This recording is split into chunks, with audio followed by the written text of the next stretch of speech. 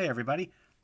Yeah, I'm surprised I'm making another video so soon too, but it has recently come to my attention that there was a video out made by Corridor Digital, or the digital crew as it were, about making an anime video using AI. This is something they've touched on before, but this is the first time they've actively put it into production and made it an entire video of itself to show the results of like their hard work and stuff like that. And normally that's fine. That's pretty cool. It's like a new technological video that they normally do where they talk about tools and the trade and just like new ways to make creative things and just stuff like that. The reason I'm making this video so quickly and with like such an inflammatory image that you're seeing right now is the way that Nico, the guy in charge, describes it at the end of the video, and it just kind of rubbed me the wrong way, and I just kind of want to talk about that as an animator myself.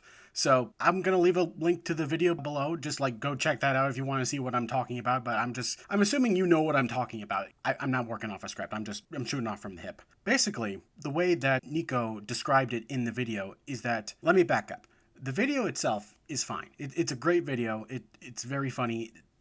Their live action anime stuff is always funny, and I'm a huge fan of their series. But the thing that causes me trouble, or just very least makes me pause and wonder, hey, why did you say that, is the way that Nico described how these new tools, these new AI tools, are democratizing the creative process, right?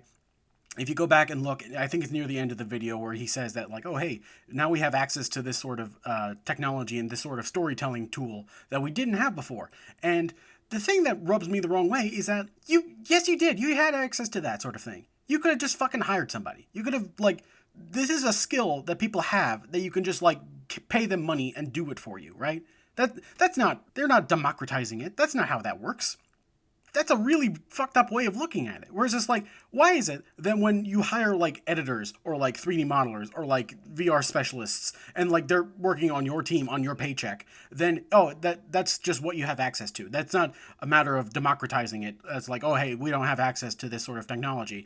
Like, that's fine. That's totally cool. But why is it that like animators and like people who like draw and like make characters for a living seem to be in a sort of adversarial position towards you? Why is it that artists like this are like left out of the group, but like not your artists, right? I need to explain this better. You have a whole team behind you, right? You have a whole team of like creative people that like make stuff and like love doing it, and I'm assuming you pay them, and I'm assuming that like they're the best at what they do, and that's why you hired them. And it's just like it's just like another facet of your company that you would have these creative people on your team to do the things that you want to do. But why is it that animators are never a part of that? I'm not looking at it directly, but like I'm thinking back to like multiple videos of your guys's where you would actively talk about like the animation in your shorts. These guys do a lot of mocap. And like what that means is like they put a guy in a suit and they just like they record the motions of the motion capture suit and they just put it into the video as is. And they don't have like somebody training to like do it themselves, like manually animate it. Like, for clarity's sake, I need to say this. I am an animator. I'm a 3D animator. I have a bachelor's degree. I've worked in smaller productions, or not cinematic productions, but like in small like game studio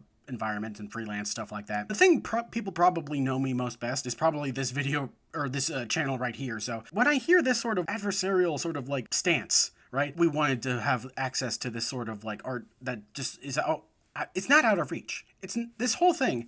It comes off as somebody who's just like, oh hey, and the fact that they fucking showed like, oh, Disney animators, like the big dogs, the people who are like in charge of these animation studios. It's like, motherfucker, these programs and like skill sets are available to anybody in the same sense that like editing is, right? I've heard you talk on like podcasts and stuff and like in your own videos about like, oh yeah, no, I was making stuff on my own. I was like making video effects out of my garage and shit like that. It's like animators do that too. They have access to Toon Boom and like Adobe and like shit like that, and like even 3D products nowadays. There are more 3D animators and like animators in general than there have been in the entirety of human history. There are more chances for you to have this just as is without the need for this AI bullshit. And I don't want to disparage like thought process or like, oh hey, this is something they've done before, right? You have this new technology that makes our job easier as editor. And like that's interesting because I'm thinking of this video where they were showing off like, oh hey, there's this AI powered tool that helps us like cut people out of a scene or like replaces their faces, which is something that like video editors are already doing. That was your job beforehand. You have to meticulously cut out a person's face and replace it with somebody else's face, or like they have to change a shirt or something. I've dabbled in video editing before as part of like my schooling. The difference between those two things is that like one is a tool that you hand off to your workers and your editors, and they will use it gleefully because it makes their job easier, because it's just manually intensive, right? If you spend like 7 hours cutting out a dude's face and you have a new tool that can use like AI to like scope it down to like a singular hour, that obviously that would be something that you would be like happy about. And I was already going to be doing this. This is just making my job easier. But what you're doing with this tool in particular, the thing that rubs me the wrong way about this tool in particular is that you're not giving it to your animator to make his job easier. You don't have an animator. You never have. A tool to replace somebody who should be being paid right now, right? And I get it. It's your team. You can decide who and why they're on their team and like what you want out of your creative output. I get that. But at the same time, this mindset of like, oh, hey, it's democratizing to where we can now have this sort of thing where in our videos that we didn't have before. Like, motherfucker, you could have had those things if you were willing to pay for it, right? You could have hired somebody off of Twitter or like that's how like the animation industry works anyway. It's just like you could hire some people. You already hire like an entire team to make stuff for you. Why not an animator? Oh my God. It's super frustrating because you guys do some really cool industry stuff. Animators React, I love that show because like obviously I love learning about the industry that I'm in. Just you get to talk to professionals and stuff like that. But this is really off the mark. I don't know. It feels like this is a tool that actively harms rather than like assists. Because the other AI tools that you've promoted or used in the past, things that you give to the people that you already have, and it just makes them more efficient. That's fine. Whatever. Nobody cares about that. But you're trying to circumvent the creative process where it's just like, why is it that animators treated as adversarial in this video? Why is it that they cannot be part of your team to begin with and like part of your creative output? Why does that have to be replaced? I know it's time intensive and money intensive. Why is that a problem? You're a small team and you have higher ambitions than you already have, but this is just weird. And it also looks like dog shit, if I'm being completely honest. The video is funny. I like the jokes.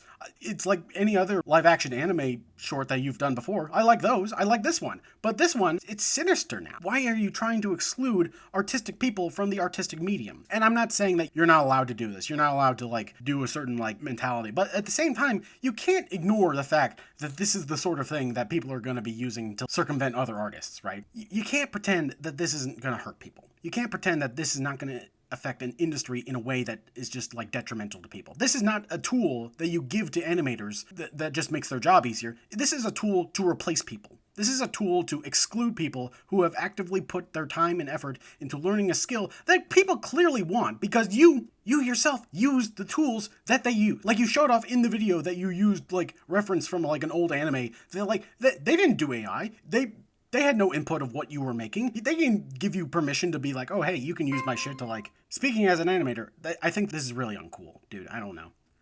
I'm sorry if this is not a super high quality sort of like discussion. I didn't write this out. I'm just like, I'm striking while the iron is hot and I'm fucking mad about it. So yeah, this is just not cool, dude. This isn't sticking it to companies like Disney who hold all the cards. This is sticking it to people like me who are making shit in their own bedroom, right? I'm just super fucking disappointed, man.